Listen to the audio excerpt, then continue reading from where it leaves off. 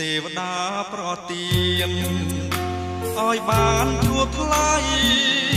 រាល់ពេលយប់ថ្ងៃស្រមៃភក្ត្រា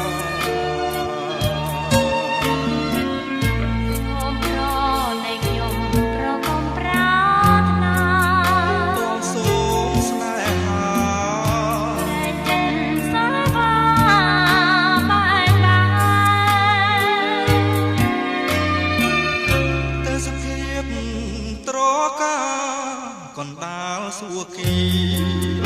ធ្វើជាសាងសីរៀមស្មត់នឹងស្រីអិនដីកែប្រែដូចជាបំណងដែលអូនបងដែរយើងរួម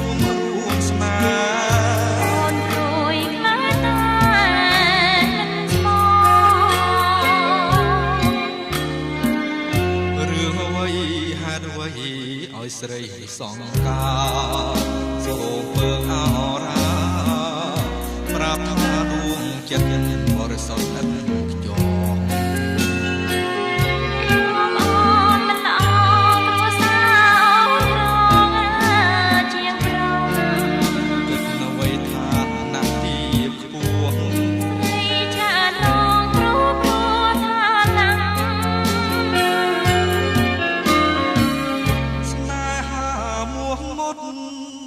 បរិសុទ្ធនៃបង